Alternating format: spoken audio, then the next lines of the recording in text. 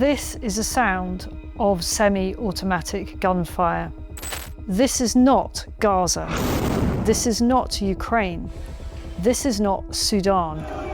This gunfire is from the migrant camps in Dunkirk. These are lawless places. Ruled by terrifying criminal gangs. You like killed. No. They were. For 2 weeks, Talk was undercover in those camps.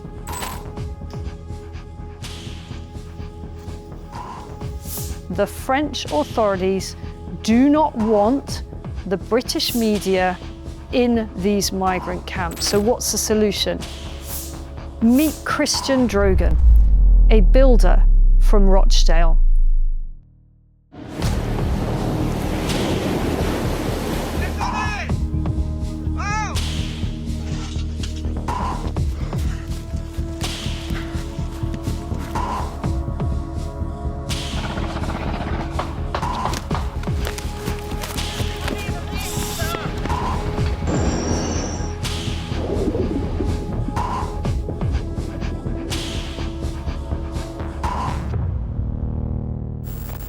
In the course of this programme, we will reveal the truth about the kinds of people in the migrant camps, who is running the place, and critically, the type of people who are coming our way. We will also expose the behaviour of the French police. Now, we know that the French police, they're notorious for doing very little to stop migrants crossing the Channel to the UK. But what we reveal in this programme is that the French police are complicit in this racket every step of the way. The French police are accompanying migrants from the camps all the way to the boat departure points. The French police are facilitating this appalling trade in people. Tell us who you are, how old you are, and what do you do for a living? So my name is Christian Drogan. I am 34 years old and I'm a builder from Rochdale. This isn't your world, you're not a journalist. Mm-hmm. How on earth did you get involved in going undercover in the migrant camps of Dunkirk and Calais? What was your original vision? So the original vision was to cross the Channel by migrant dinghy. Now, that idea was spawned from a trip earlier in the year where I went to do some research and just try and find out some truths about the migrant crisis coming over the Channel. No one has ever, to the best of my knowledge, no British person has ever either gone on undercover in the migrant camps or tried to take a boat over. I mean, it's an incredibly dangerous thing to do. Yeah. What were your preparations for this mission? Ice baths, sunbed sessions, pints of carrot juice. Carrot juice assists with the tan. On the whole, for the trip, I wanted to blend in as much as possible. As silly as it might sound, I'm an Englishman and I needed to blend into, let's just say, a multinational migrant camp. So I'm decided to drink pints of carrot juice to try and tone my skin complexion. And I was on the sunbed and I also grew a beard. Did the carrot juice work? I can't say the carrot juice worked physically, but it definitely helped me mentally. So I'm making progress now. I actually spoke to quite an expert seafarer and he gave me some advice. He told me that one thing I must do is I must have a device to be able to make an emergency call. He said the second bit of equipment I must have is a life jacket. He said, do not get on that boat without those bits of equipment. I am migrant dinghy ready. All aboard. He said, because once that boat takes off, there is no going back. You cannot stop what is about to unfold in front of you. The ice baths were preparing you for potentially being plunged into the water. You're a strong swimmer, I gather. I was prepared anyway for the cold plunge in case my body was just had to be forced into the middle of the channel, into the cold water, and I didn't want to start panicking because, as the seafarer said, once panic sets in out in that situation, there's no real way that you can come back from panic. And he said, and that's when it gets really dangerous. So you've taken some Meta glasses. Yep. How do they work? They have a charging case, which just looks like a normal sunglasses case. And you take them out, put them on, and as soon as you want to take a picture, you click the button once. If you want to take a video, you just hold it, and away you go. One of the contacts that you had made suggested that you might actually start the trip from the UK. They call them travel agents, really. The story that I told him just suited me going to France by illegally under the radar. He told me that I should meet his contact in London. Right. So at this point, I said, well, okay, where and why? Well, go to the safe house, meet my man, and he will take you where you need to go to the lorry. So, yeah, they were going to put me in a lorry and send me to France, basically. So what that tells me is that the people smuggling operation is more than just one way. There is some arm of this operation that actually involves return routes. Oh, yeah. We don't understand that fully. No. But in the event you decided that was actually too risky and it might jeopardise the whole mission. Mm-hmm.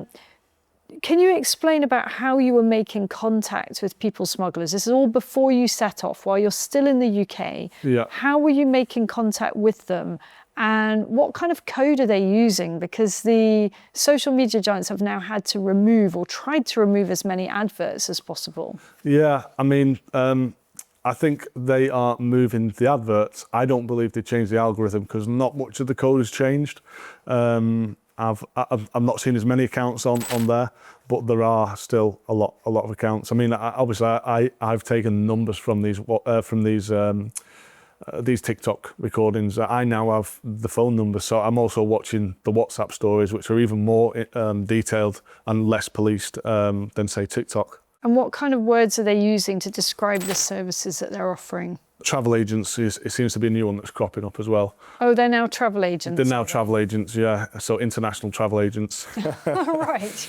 Yeah. Of the criminal variety. Yeah. By the way, when you'd been dealing with the people smugglers, what name had you been using? I assume you weren't using so my name was Rohat Azad. Right, is that a common name in? No, it was just, I translated its meaning over to just Azad. It's just sort of stuck in my head from sort of seeing a few of these posts and a few names on it. Just easy to say, rolls off the tongue. And Rohat means sunrise. I just thought it was maybe a nice positive spin to give the trip, really. Right, okay. So you became, in this early stage of the mission, you were Rohat. I was Rohat.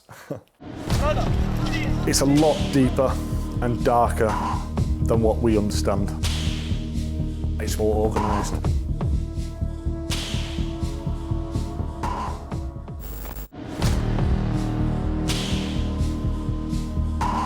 Well, let's talk about how you started off this trip. Yeah. You flew from, in the event, you flew from Manchester to Paris. Yeah. Manchester Airport, that's where I am. Let's have it. And you arrived sort of mid-afternoon. Yeah. And you thought you will head from the airport to Calais. Was that the geography of it? Yeah, so my plan, I landed there, I got a tram from the station into the centre of Paris, from the airport to the centre of Paris, and then I jumped on a train straight up to Calais-Ville, and it was quite late on when I got to Calais-Ville. So I've just arrived at Calais-Ville. Yeah, there we go, Calais-Ville. Quite dark and dingy. Let's see how we get on up as we progress into the village. I decided to just find a hotel for the night and get my head down. Obviously woke up in the morning and that's when it all began.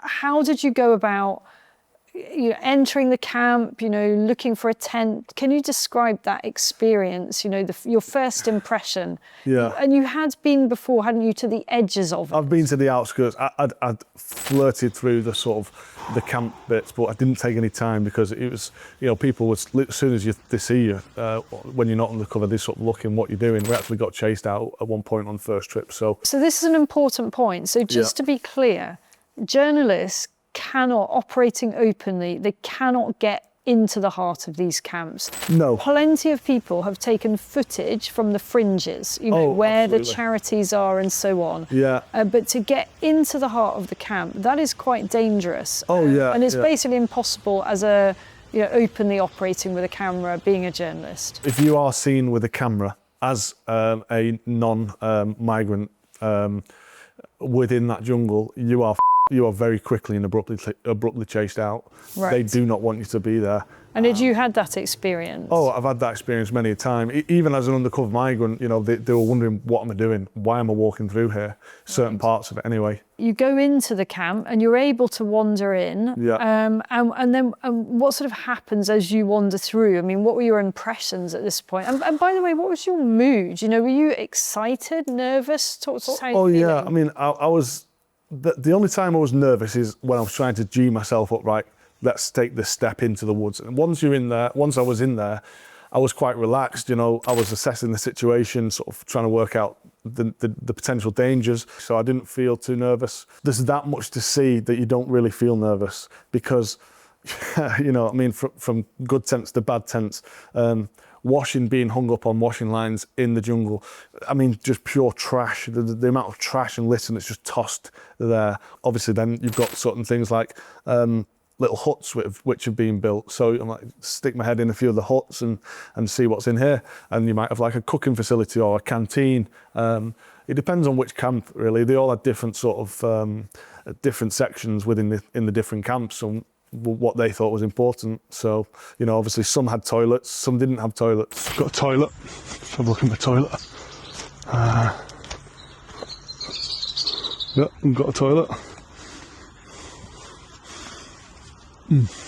When you went in, you were so inexperienced, as of course you would be, that you didn't initially realise that there are different hierarchies within the camp. You know, some camps are for certain groups and some camps are for others. One thing that I did, I walked through the camps and obviously noticed that maybe certain areas have got more Africans in or certain areas got more Middle Eastern people in. So that was the first time I'd noticed that. Now, on the migrant markets, it's kind of relevant because they're all run by Middle Eastern people, the migrant market. What do you mean by the migrant markets? So the migrant market, where the charity area is and where they hand out water, phone charging facilities and bread and maybe clothes and stuff, they have these sort of fringe stalls. And what kind of things are they selling? Oh, there was one market that was selling these lamb kebabs, and to be honest, I've never had a lamb kebab as nice. It was lovely. I actually went back for quite a few. How much do you have to pay for that? Lamb kebab with salad and sauce was €5 cash only. Sounds quite a good deal, actually. Yeah. So that's where I sort of noticed this isn't just a free-for-all. There's quite a bit of structure to this. It's quite organised. And you know, some of them were friendly, some of them weren't. You know, I'm walking around saying, where can I get the tent? And you know, everyone's looking at me as if I'm, you know, who's this guy asking for a tent? No one turns up here and doesn't have a tent, really. So that confused me a bit. So I'm walking around at this point, feeling a bit lost, thinking, oh, you know, what do I do? No, it's like, I don't know how to get into this situation and no one's really telling me because I don't know how to get into the camp situation. I managed to find two blokes who sort of accepted me. They were Senegalese and they were quite welcoming, to be honest, quite friendly. I mean, they had nothing themselves. And I think they'd actually come without speaking to an agent. They had just turned up. And that's why I think they were quite open to welcoming me. Because they were isolated. They were isolated too, yeah. I mean, their tent was kind of out of a jungle, out of a wood. Used to saying jungle now because that's what they all call it. But yeah, so they were out of the wooded area, just more in the bit of the open area. And they were, oh, you know, they can have this tent. You can have. So I didn't even have to put my own tent up, which I'd then bought from Decathlon at this point because I just thought, I'm not going to be able to get one of these tents. I'll buy my own, come back. I'd met these lads, and that's where, you know, I was able to sit down and find a spot. So where are all the tents from then? I mean, did you get the sense that someone is providing the tents? I believe that the travel agents are providing the tent. I think they're providing the accommodation, probably a sleeping bag, and obviously a safe place to be within the jungle, because these jungles are heavily gang run. As I was told by some migrants later on in the journey, these guys were from the Middle East. They didn't want anything to do with these migrant camps. And this guy who was telling me this was blown to pieces from a war. This guy was, you know, a hardened ex-military guy and from Syria. He was even scared to go into there. You know, he was saying the Algerian mafia, you know, don't want anything to do with it. They'll kill you, or, you know, if you say the wrong word to them. I think this is something that's really poorly understood, you know, by people in the UK. You know, the idea, the impression that we've had is that these are sort of spontaneous places where, you know, migrants are arriving from all over the world. You know, they have what they have on their back and they just set up camp, you know, and it's all a little bit disorganized. But you're actually painting the picture of something that is much more structured than that. It's a lot deeper and darker than what we understand. I can't give you the total answer as to what's going on, but I get a strong sense that there's something, it's not just people smuggling gangs. It's deeper and darker than that. It's more sinister and more organised. So a guy that doesn't totally necessarily blend in, as in, you know, your skin is quite pale. Yeah. You don't speak another language. No. And you've rocked up without a travel agent. That is a very exposed situation in that camp. Yeah. Yeah, I mean, I had a situation where I was trying to answer just back with an accent, and it's quite hard to do. You know, when someone's asking you a question that you don't know what they're going to ask you and you're not prepared with the answer, you then very quickly realise that to think of that answer in the accent and answer in good time is difficult. So you were trying hard to be Rohat, but actually that is quite the juggle, because first of all, what nationality is Rohat? Well, you know, you thought Kurdish. But the danger there is there's a lot of Kurdish people in the camp. Yeah. And, you know, you're trying to translate your answer into, you know, your heavily accented English at the same time as worrying whether the other person might actually speak the language that you're pretending to be. Yeah. That must have made you feel quite uneasy, to say the least. Absolutely. There was one moment where I decided I need to try and get my story right. So what I decided to do was I need an English-speaking nation, I need a nation that is likely to speak English well as a second language, that nobody else is going to speak the first language of. Anyway, after a bit of research, I selected Armenia. Right. So I was a Rohat Azad from Armenia. Right, but you didn't say it like that, did you? Not Armenia. What was it? Armenia. Armenia. So you were practicing looking at the videos of how people speak Armenian? Yeah.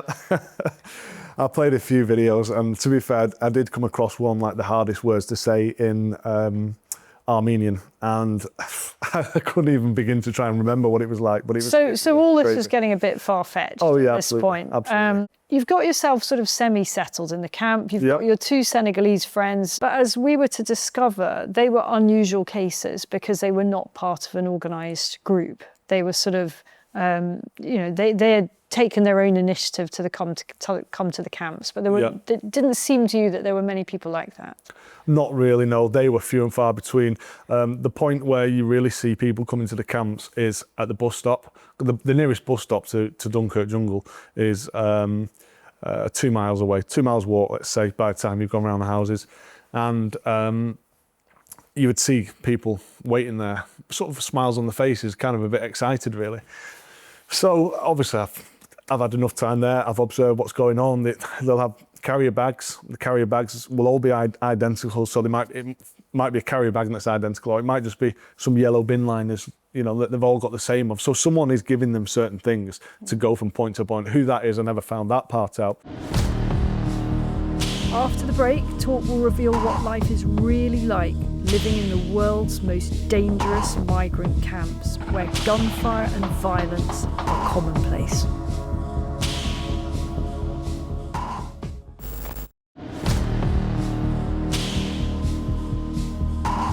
Let's talk about how you first came to follow migrants to get a dinghy. How did you know that they were setting off to get a boat? What were the signs? I'd set my tent up. I decided to go to the shop. I thought, I'll go and get some supplies. I took my walk down to the shop, and on my way down to the shop, I saw two blokes walking quite fast down to the bus stop with life jackets, bright orange life jackets, and which I'd seen being handed out earlier in the camp anyway, but I just didn't see anyone sort of making a dash.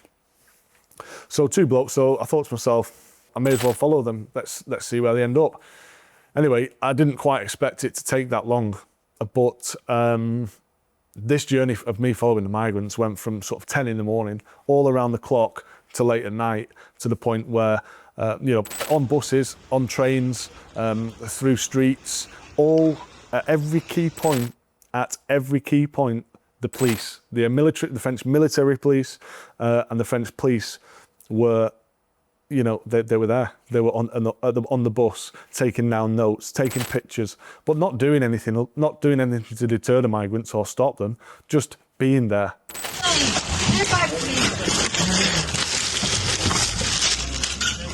We finally get to the last bus stop, and I go to get off the bus, actually walk past the copper who was stopping the migrants one by one. He was taking pictures of everyone's face, so I thought, I don't really want him to take me pictures. So I went to go past him. He abruptly hit me on the shoulder and pushed me back. So I thought, best let him take me picture. I don't want to go getting found out at this point. Anyway, this journey went down into the woods. You were going from the migrant camp onto multiple buses and trains, and at each stage, was it the same group of migrants? I believe they'd all come from the same place, from the same jungle, but obviously some of them just set off earlier in the day. Can you describe the scenes as the bus pulled up to take these migrants on the journey? Allez, on descend! C'est moi qui décide, allez! Bordel! Descendez! Oh! Vous respectez même pas, c'est quoi ce bordel?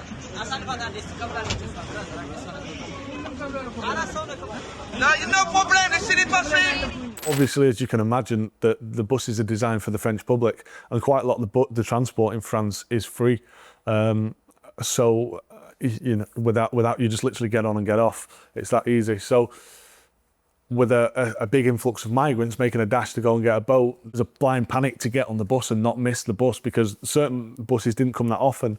There was one moment where, I can't repeat the French because I can't remember it, but the guy was screaming, the bus driver was screaming, he was pushing the migrants back because they're all clambering to get on the bus. And this was the only bus actually this was only part of the journey where you had to pay €2, but obviously it was a coach and it was making quite a long journey. Did they all have €2? Most of them had €2. I noticed a couple of paying each other on, and one guy just got let on because he didn't have €2. So. And were the French police present on that bus? They were just stood there, fingers in the vest, watching it all go on. On the bus? On the bus, off the bus, everywhere. They were literally everywhere. So just to be clear, the French police are escorting migrants, facilitating their journey from the camps. How many kilometres would you say that you covered on the trains and the buses? About 50 to 60, really. Okay, so the French police are accompanying the migrants, knowing that they're clearly preparing to get on a boat. They are accompanying them every step of the way. Is that the case? Absolutely. Absolutely, without a shadow of a doubt. So this is a charade then, isn't it, that the French police are making any effort to stop anyone, because they could stop them at the very earliest stage of the journey? Okay, well, my theory is actually slightly different. I believe they are making effort to make the migrants leave, because I've seen them bully the migrants. I've seen the migrants be scared of the French police to the point where they just want to get out of there. They are forcing them to get on the boats. This was a long journey. And you hadn't expected to be following anybody for mile upon mile. No. So you'd only got a few possessions with you. You'd left your stuff back in the camp. Most stuff. And you eventually get to what seems likely to be the final destination. Yeah. And night is beginning to fall. Okay. Can you describe what happened there? Yeah, I get to this final destination, and obviously I get off the bus, I have the incident with the police officer, and I start walking down into these woods. Now, bearing in mind, I have no idea what's at the end of this trail. So this road heads to the beach, basically, where they were walking to the boat through the woods, where I followed and I pulled off because some guys were sort of wondering why I was taking so long. So I thought I needed to pull off because I didn't know what I was walking into. So I'm going to walk all the way down this road and see where I come to. I'm expecting there to be a load of migrants getting on a boat at the bottom of this road. And I'm thinking, I've not, because I wasn't prepared for it, so I didn't take the cash out because I didn't want to be walking around that kind of situation with a load of cash in my pocket to pay to get on a boat. So at this moment, I was just going, unnoticed with the crowd, but I didn't have the means to pay to get on it. And this place where they were was in the middle of nowhere. There was no cash machine. So I'm walking through the woods. And I'm thinking, I can't go too deep into these woods right now because I need to assess the situation. There could be a guy with a gun waiting to shoot me at the end of it. I've heard the guns, I know they've got guns. I've been told that they're getting stabbed up when they don't pay and chucked on the boats. And I've seen the text messages from people who are working on boats, on the Border Force boats, saying they're having to do CPR for 45 minutes while they get them back to the shores and then they didn't make it. So I've seen all this, I know it's happening. And I know it's real, so I thought to myself, well, I've not got the money to pay to get on this boat as much as I wanted to get on it at that moment. And also I thought, well, there'll be another one coming soon anyway, so they're taking off that often. But yeah, what did I see when I got into the woods? I saw the police obviously pottering around at certain locations. I was at the back of the long trail of people walking into the woods. I started to fall behind a bit because I just thought I'd break away. Anyway, one guy turns around to me and said, brother, come on, brother. And I'm really starting to panic at this point because I'm thinking, oh no, like this guy's cottoned on to me here. Brother, come on. So next thing you know, he runs back. I'm thinking, oh God, what's he about to do here? So I'm ready for it. And he sort of puts his head down, puts his arm under my shoulder and sort of carries me because I was doing a bit of a limp. And I said, no, brother, it's too sore. You leave me, I will come. That's the kind of situation that was happening while I was walking into this holding camp. I knew where the holding camp was, and what I decided to do was get out of there and just think clearly. So that's when I decided to break away from it for a couple of hours. Were you expecting a boat to leave that night, or was it already dark? What were you expecting to happen? Yeah, initially I was expecting a boat to leave that night. Now, do you think the migrants were expecting to set off that night? I don't think they were, to be honest. They all had bags of stuff with them, extra clothes. They were well wrapped up. I was very unprepared because I just didn't know I didn't know what was going to happen. Didn't expect that. But once then I'd seen them in that situation, I then thought, hang on a second, this boat's not setting off tonight. This is going tomorrow morning or in the middle of the night. But then I kind of sussed that it's going to be very hard. I mean, it's going to be very hard for this to turn into a boat setting off. Nobody knows where they're going. It's pitch black. It's going to have to be at the break of dawn. What about the tide? The tide was actually far out in the evening anyway, and it wasn't coming back until 10:30. High tide was 10:30. Obviously, it starts. That's when it's all the way back in. 10:30 the following morning. The following morning, yeah. So did you conclude then that you weren't going to spend the night in the woods? That would have been pretty dangerous. Yeah. You would come back the following day. Well, yeah, I mean, obviously I was exhausted. I'd not had it because I was following this trail relentlessly. I'd not really eaten or drank any water, not eaten any food or drank any water for the whole period of me following these migrants. So, and my blisters on my feet were absolutely killing. So, can we just talk about the blisters? Because actually one thing that you learn about migrant life was there's a huge amount of walking involved. Oh, yeah. The distances between bus stops and different places where you can go to get what you need, whether it's food or charging mobile phones or whatever, they're quite long, aren't they? Yeah. And you had the wrong shoes. Yeah, so I just didn't expect to have to do so much walking. Using public transport non-stop from across the north of France, coaches, buses and trains, there's an incredible amount. And to be fair, the transport across, even though it's all free, the transport across the north coast is actually really badly disjointed in France. There's no just train that goes nicely across the north of France. So, yeah, I mean, I did a lot of walking and I didn't have great shoes on for it. So you found somewhere to stay overnight, and early next morning, anxious not to miss any of the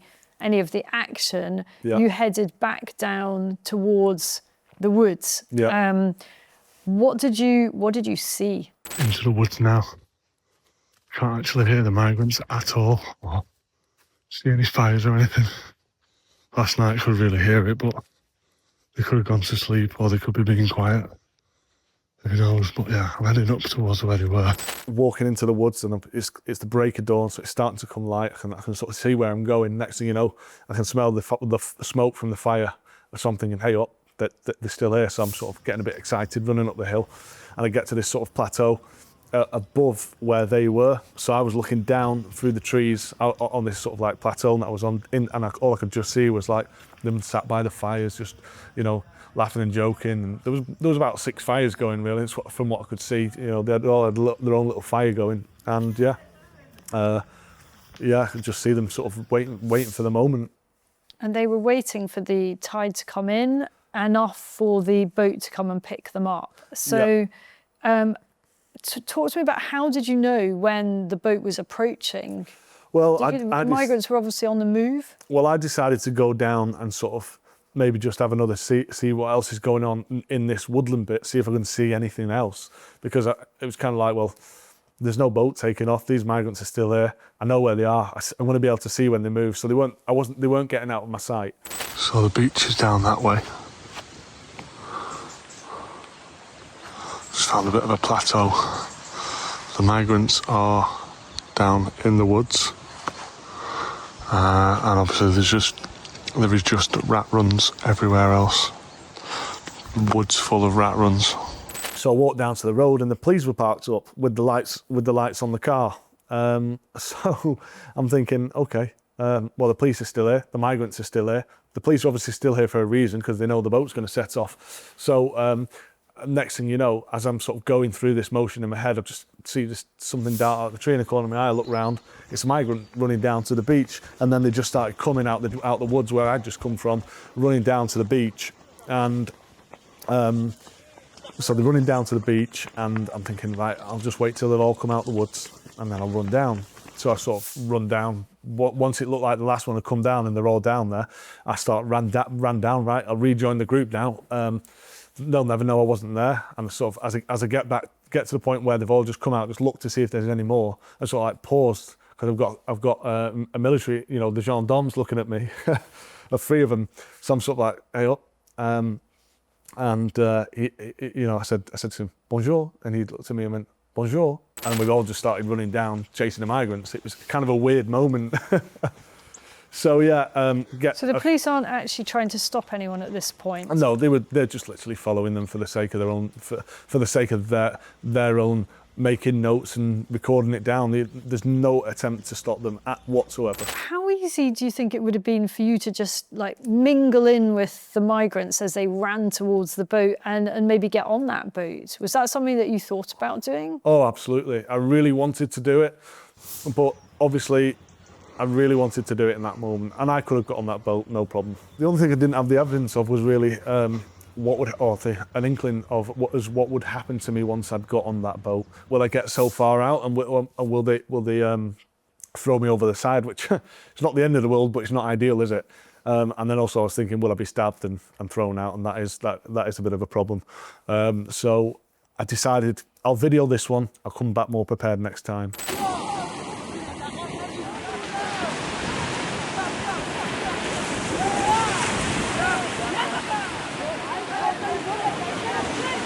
What was the atmosphere like amongst the migrants as they struggled to get onto that overcrowded boat? There was a lot of desperation to get onto that. I mean, the sea. It was October. The sea's fairly cold. There was one guy who couldn't swim, who didn't have a life jacket, and he was actually he'd ended up coming out. But sort of the 2 women, there was 2 women who didn't get on, and there wasn't many women at all. I have to say, it was mostly men. But the 2 women who couldn't get on at that point, or 2 or 3 women, they were slapping the water, screaming like like throwing real tantrums, screaming loud. And that was sort of that moment. But I actually had some lady come over to me, and she said to me, she was French, she spoke to me in French at first. I said, English. Oh, sorry, she said, what's happening? Qu'est-ce que c'est? What's that? I don't know English. What's happening? Is it like a... So they are boarding the boat to go to Britain. I said, oh, this is illegal migrants on the way to the UK. Oh, no, but is it a school class or something? But is this like a school class or... No, this is illegal migrants on the way over to Britain. Legal? Illegal. Are you kidding? And then she's like, illegal? And then she just literally runs off. She ran off, and she was French. It was like news to her. I've seen the pictures of that migrant boat departing, the one that you saw, and in the background there is a French naval vessel. For me, I was just sort of like, wow. I mean, you don't really see that sort of thing, do you? You don't really see a big warship out at sea. You know, you've got the search and rescue boat, which was near the migrant boat, making sure, you know, all the migrants didn't, I guess, fall off, and that escorted this dinghy over to the Navy ship. I mean, I didn't have any binoculars with me or a radar, but I guess that Navy ship was there to help the migrants be escorted over to Britain. Now, in my opinion, in my mind, I was thinking in this moment that surely that could be doing something to help, pushing the boats back. You know, it's literally waiting out there to take the boats to Britain. The feeling changed. It felt like you need to get out of there quick. You will lose your life very shortly.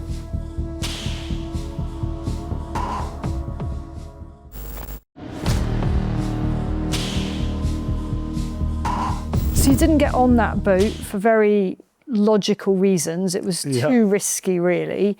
So after that, you made your way back to the camp at Dunkirk with the expectation that soon you'd be able to get another boat. You know, quite early on in your experience, you'd been able to see how the boat system works. Yeah. At this point, did you think it would be quite easy to repeat the experience and next time get on a boat? If I saw a boat launch now and I had the funds, I could quite easily get on that boat, I believe. In my mind, it's like, I'm thinking, right, okay, I've got the holding camp point. I know where there's some taking off. I mean, it was a great point for them to launch on, but I've gone back to the jungle thinking, okay, I'll go back, collect some more information in the Dunkirk jungle, and next time I see a boat launch, I'll be ready. Didn't quite work out like that, did it? No, unfortunately.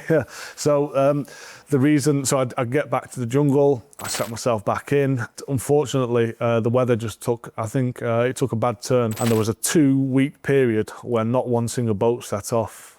So during that period, you basically had to make a life for yourself, still undercover in the jungle. Did you go back to join your Senegalese friends? Yeah, I mean, I went back to join them, and obviously I settled down. Obviously, I went and got a few beers. I mean, everybody in the jungle drinks. It's almost like regardless of your religion. So I went to the shops, I bought a clean pan because the only one I could find was crawling in insects. I bought a clean pan and I cooked a nice African beef stew for us on a campfire. I've literally just got a minute on my own. His mate's gone somewhere else. This is what I'm making. Beef stew, African beef stew on the campfire. That's their tent. This is the tent they've given me, but I've said, no, don't worry, I've got my own tent. So we're going to use it as a storage tent. And we just talked, and I observed, and I watched things happen. And then it came to the last night, and I could hear, I'd heard gunfire, but I wasn't quite sure it was gunfire. So during the day, I might hear a loud bang, and you don't know it's a gunfire, do you? Just by the sound of it. There was a nuclear power plant nearby. It was quite a noisy industrial area. Anyway, this last night, I'm laying the camp, I'm laid down.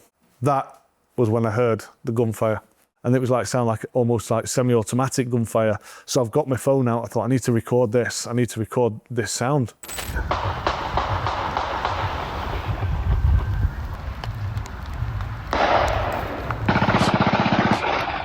What you've just said is a big deal. Yeah. There is semi-automatic gunfire going off on a regular basis in the camps of Dunkirk.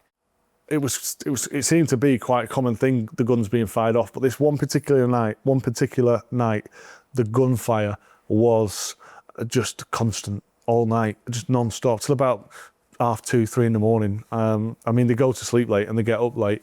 But yeah, this gunfire was going off.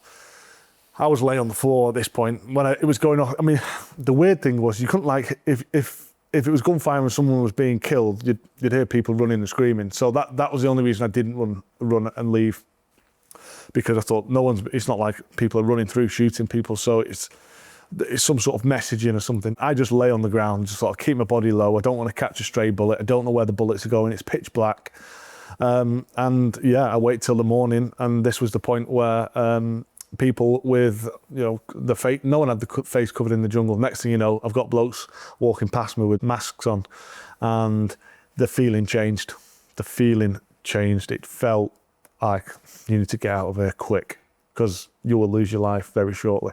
Do you think they had realised that you were not Rohat, you were something different? They didn't know who you were, but it was clear to them that you were something that didn't fit in. Yeah, well, at this point, my Senegalese pal had decided to ditch me. He told me he was leaving the camp with me, and he'd found himself a new camp. And it was quite a sad feeling, really, as daft as it sounds. You're in this situation, and like you think you've got a friend, and next thing you know, he's ditching you, because these people who have obviously realised something's not right with me have spoke to him and taken him away from, taking him away so they can use him now. Just leaving my camp now. Wave goodbye to my camp mate. Feels quite sad, to be honest. Give each other a hug, said goodbye. Yeah, I've been warned if I stay where I am, I might be accidentally shot, because so many gunshots around there that at night what happens, people just let guns off in any direction, so it's not a case of necessarily someone would be aiming for me, even though I'm not liked. I'm about 2,000 to 4,000 people, it's hard to tell because they're all in the forest, but I'm definitely the least liked person here. Were you able to identify anyone that you felt was in charge? Were there any signs that certain people were running the place? There was a hierarchy there.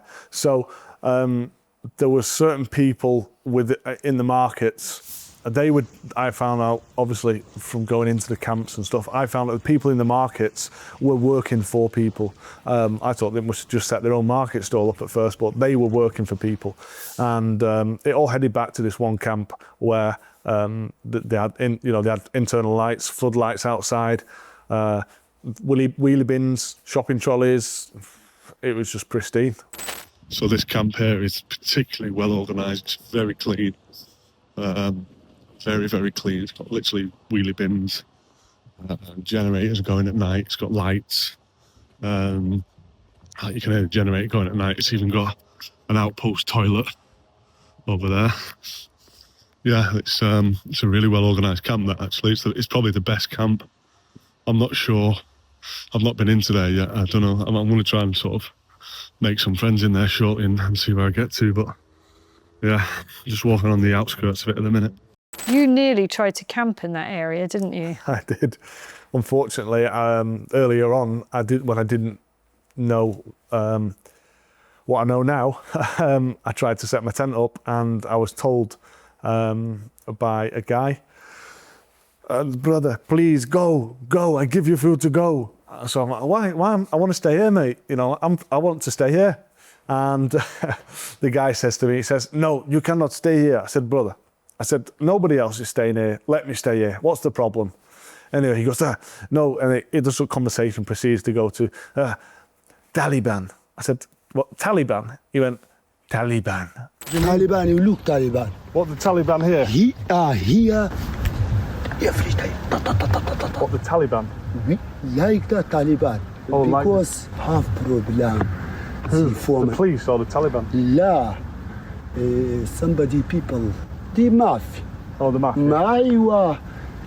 Now I am look here because I am no have money. I am no fight. I don't like fight. Yeah. But see somebody people, I don't like. Okay. Like because you have problem. Because I am tell you, no live here, Here big problem. What if I you say that? like killed? You like killed? Really? Wallah, you stay here. Wallah. No. Wallah, wallah, you killed. Wallah, maybe tonight. I went, no. What, the Taliban are here in Dunkirk? He said, every night. He said, maybe not, maybe like Taliban. Every night. Ta, ta, ta, ta, ta. Every night. He said, you won't lie here dead? You won't lie here dead? And, you know, I just said, no, not really, pal. And obviously he said, right, well, you go. So at that point, I packed my tent up and got out of there. How did you feel at that point? That must have been quite chilling. I mean, you're telling the story now with humour, but it must have been chilling. Yeah, oh, it was. Obviously, that was the point actually where I moved my tent over to a different location. I've got my tent in my bag. I've got all my belongings on my back. On to pastures new. Nobody likes me. They're all rushing to the UK, but they've not got a minute of time for me, that's for sure. Feeling quite disillusioned with the whole situation now, really, because there's something very sinister, something deeper rooted that I'm beginning to sense. This guy just did not want me to be in this part of the jungle, so that part where I spoke to him was highly organised. I recall you mentioning that there were very scary looking men with one or more dogs. Yeah, so actually they had one dog, but it was big enough to be like two dogs. The thing was huge and it didn't look too nice either, and it was off the lead. Now, you know as well as I, once a dog goes, it's, you know, there's not much stopping it, and there definitely wasn't any stopping this thing. Now, these guys had this dog. I hadn't seen them before. They had this like big gold chains, just very cocky, like, you know, no, they're just very, very confident. And the migrants, you see, they're quite sketchy, quite sceptical, and they sort of move in the shadows, if you like. Whereas this guy was just there with his dog. I'm thinking, well, there's not been a dog anywhere. I've not heard any dogs barking or anything. There's no real place to keep a dog. A dog like that, you can't just let it off the lead. It'll eat someone soon. So I'm thinking this is right near the camp that we're talking about, and I'm thinking this guy is some serious guy, you know. I could just feel his energy. So I walked past him, the dog sort of like moved a bit towards me and I kept on going. I think he might have been living outside the jungle and coming into the jungle to relay messages or instructions to certain people within there. The atmosphere has changed. It's become very obvious to you that you're being talked about. Now, you've sort of dropped the row hat thing at this point. It was too complicated. Yeah. It's very obvious to people that you're not a run-of-the-mill migrant. You don't have a travel agent. You're on your own. Mm-hmm. You've got through the night with a gunfire. Yeah. You've been told, get out. Yeah. What do you think would have happened if you had defied that order to get out? I would have been shot dead. What makes you say that? Because I could tell. I could just tell they were intimidating me, and the guy who actually told me to leave was trying to do me a favour. He was telling me that he didn't want to see anyone killed. He didn't want to see me killed, and he was doing me a favour. He's saying you've got to go. If you don't go, they're going to kill you.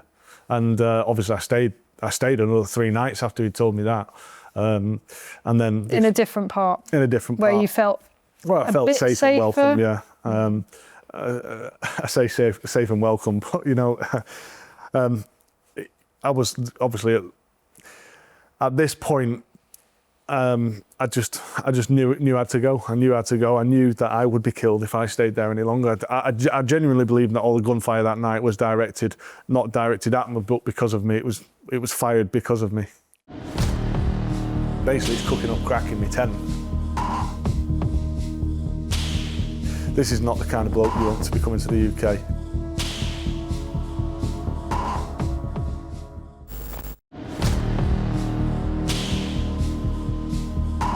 So you left the Dunkirk camp. You still haven't managed to secure a place on a boat. And how are you feeling about that at this point? Because quite a few days had passed. You said the weather was not good, but you were very focused still on trying to get a place on a boat. How was it going? At this point, I was feeling quite frustrated. I was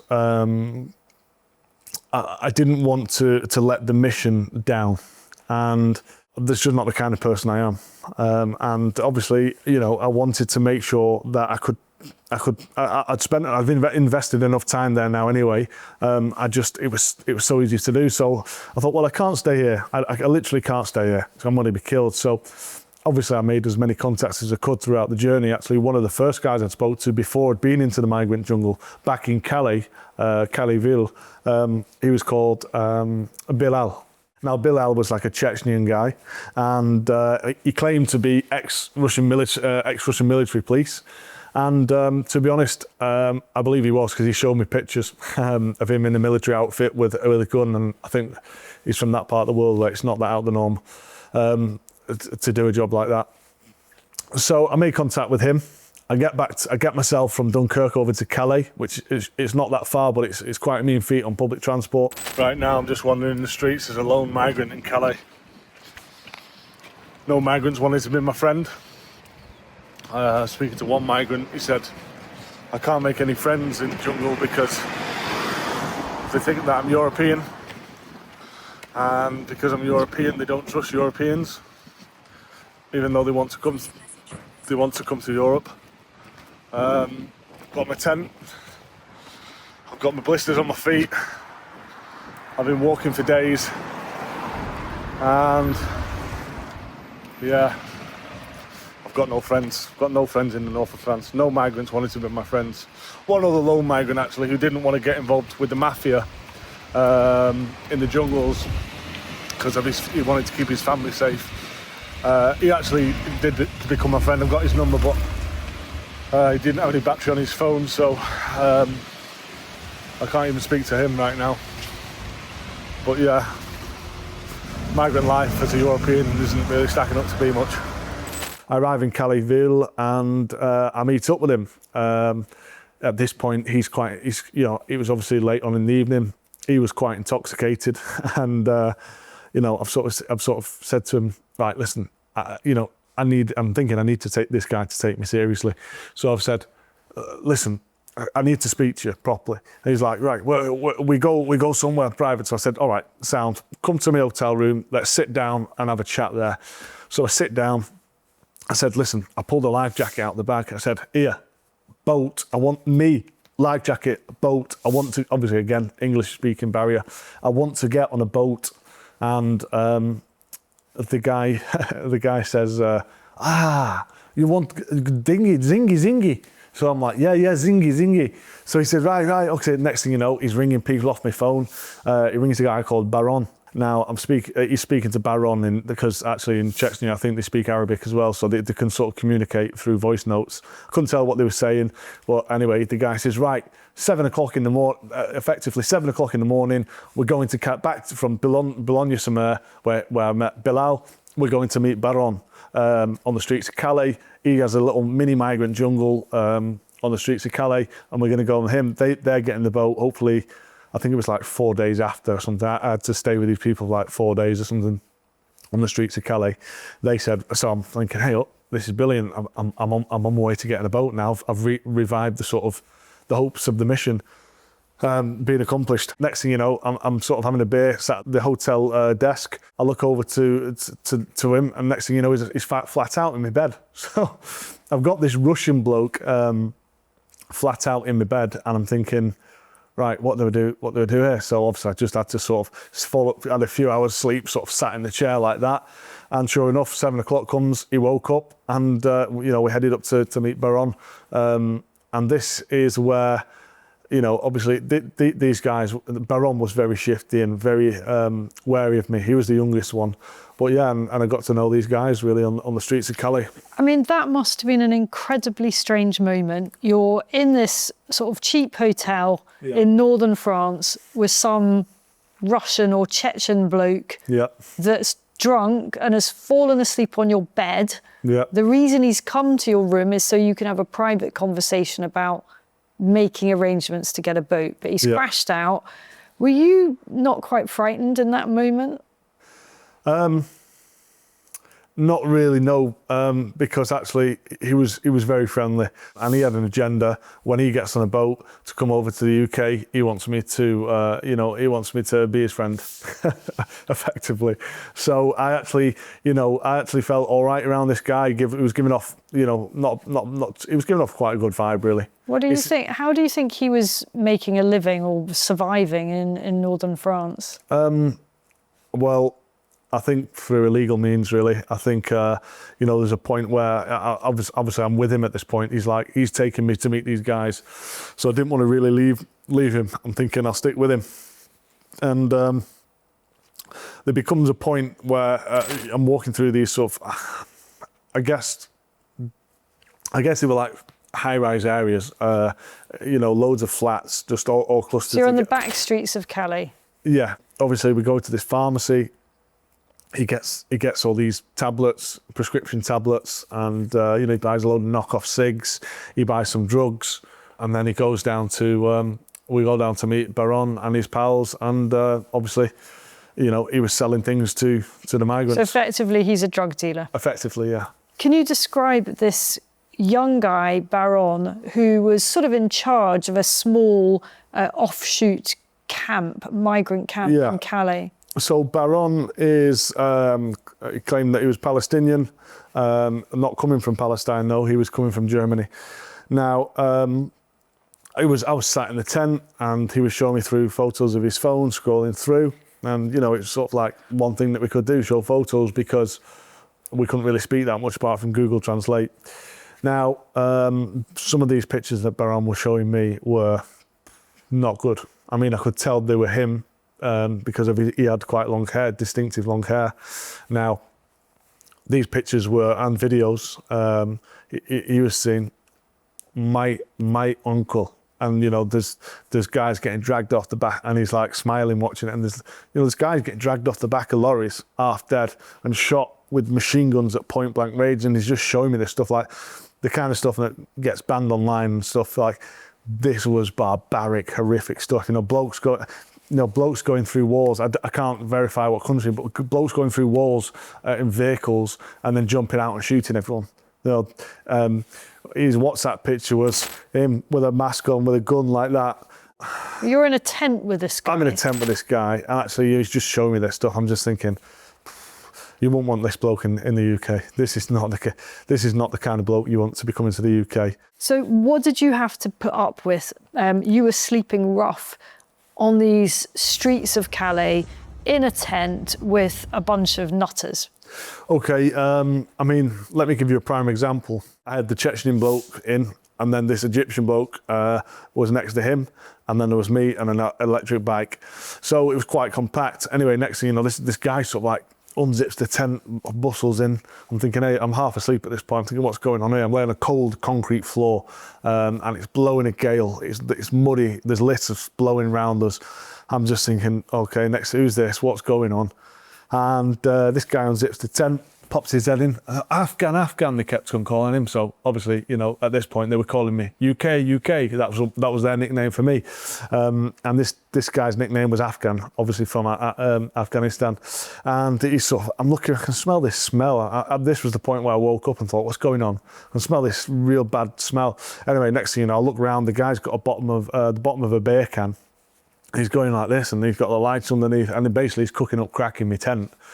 So I thought, the stench was horrible. So I got out, and I just sort of waited around for a bit, and actually managed to get a picture of him in my tent smoking crack. But I just waited for him to pass. I didn't want to look too soft at this point, so just like getting out while he could smoke crack. So in the end, I sort of kicked off a bit with him. I said, get out now, get out, and then obviously he sort of realised, but actually the other ones sort of saw me sort of having a go at this guy. I mean, I said it with a bit of anger, get out. He sort of reluctantly got out, but it was just a bit of the norm, really. So was this guy also trying to come to the UK? Oh, this guy was trying to come to the UK. He was apparently a violent thief. That's how they described him. I saw one of the lads take some cigs out of his bag, a brand new packet of cigs. I said, oh, what, did you just steal off him? Yeah. He went, don't worry, brother, don't worry. I'm like, why? A thief, a violent thief. How did the story end? I feel a bit depressed, really, because the migrant dream has sort of come to an end in a very weird way. It appears you just can't trust these migrants or the people smugglers. So, yeah, it's freezing. Did you get on a boat? And if not, why not? Okay, so I did not get on a boat, unfortunately. The only reason that I did not get on a boat was because, I was out there for 2 weeks, and there became a point where I had to get back and continue with my day job. I had a business, I've got a business in this country where things needed doing. So unfortunately, I couldn't wait, and the weather forecast was just looking so bad for the future. I just couldn't wait any longer, and I had to come back, unfortunately. They do not care about human life. They are dangerous people. Wake up, Britain. Wake up.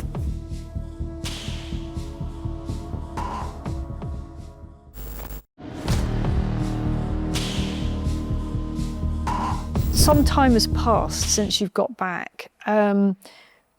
You must have a lot of thoughts, looking back on the whole experience. Talk to me about just how poor a lot of the people were that you interacted with. I think there was a moment where you gave one of the migrants a pair of socks, and they were incredibly grateful. Yeah. How realistic is it that the majority of people who are getting on these boats are able to come up with 1,500 euros? How they could afford, the most of people can afford a boat fare. Anything that you left lying around, it was gone. If you left it on the floor, it was gone. These people do not have much, and I cannot see how they are paying 1,500 quid for a boat ticket. I've got a guy who I'm staying with, and he's literally got a suit jacket on and tracky bottoms. He's quite clearly just found these clothes.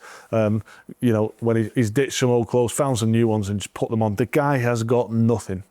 To the point where I've sort of taken some socks off and thought, I need a fresh pair of socks here just because my feet were so sore. I've put some fresh socks on. I've give this guy my dirty socks. You should have seen the guy's face light up, and the dirty socks were not clean at all. They smelt. They've been walking through the migrant mud that which smelt, and this guy's face lit up, and he has nothing. The guy has nothing, and he was just so happy to take my socks. So how on earth are they paying the boat fare? I can't see that most of them are paying the boat fare.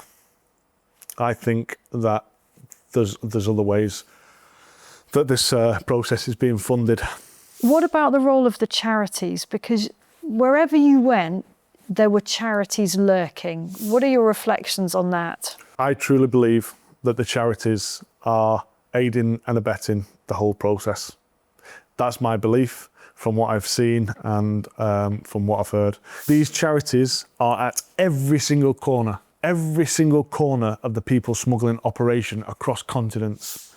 These migrants would not be able to make those journeys unless the charity workers were there, giving them food, giving them clothes, giving them everything that they give them. They wouldn't even be able to contact their people smugglers, which is a key point. It's unbelievable what they're doing. I think they're culpable, really. What is your sort of overarching takeaway from 2 weeks living with migrants undercover? No one has ever done this before. There's a good reason for that. It is incredibly dangerous, as you experienced. I just don't think the story that we're being fed, I pretty much know the narrative we're being fed is not true. It's a lot more deeper, darker, rooted than what we believe. But also, may I add, there are many ways in which this could be solved, as opposed to being fed some garbage narrative by the Labour Party. Country first, party second. There are many ways that this could be solved, and I believe that, from that journey, I've got many of those answers. Talk to me about the French police, because after you decided you couldn't just carry on living in a tent in Calais with these dangerous people, you decided there was one more thing to do before you went back to the UK, not by boat. That was to confront the police. It's kind of ironic. I went down to the point where all the time the police had been This was at Boulogne sur Mer where I saw the boat launch. And on my last night, I went down there to go and confront the police. I am down on a road in the north of France. To my right is the road. To my left is the jetty that leads to the beach. Guess what? There's a British man here, that's me. There's hundreds of millions of pounds of British taxpayers' money on these shores, which has been sent here to tackle the crisis. And guess who isn't here? On a main passage to miles of coastline. Miles of coastline. The French police, the French gendarmes. I want to have it out with them. I want to say to the police, you know, what I have watched you, every movement, every step of the way over 2 weeks. I've watched you doing absolutely nothing to stop these migrants on their journey to make the illegal crossing. Now, my country, my government is sending your government millions upon millions of pounds, and you're doing absolutely nothing. That's what I wanted to say. I really wanted to get off my chest, and unfortunately, I wasn't able to do that because I've got to the point where they were guarding the beach. Activity down here tonight. Do you speak English? No. Anybody speak English? No. No English. English? No English. No. No. No migrants. No migrants. No. Okay. And no English sentence. No. No. Okay. So I asked him the question, and he turned around to me and said, no speak English. There's a surprise. Yeah. What would be your message to Keir Starmer, to the British government, about what you have observed? Are the British people being told the truth about what is going on in these migrant camps? These people are definitely not doctors and engineers, and that is the narrative that we are being fed from the government, even loosely that they might be able to come and assist us in our employment market. But these people don't have skills. These people aren't coming from another economy to work in our economy. They don't have skills that we can use in our country, and for that reason, Keir Starmer needs to stop telling lies to the people of our nation. How are you left feeling about what is going on in the migrant camps of Dunkirk? This place is lawless.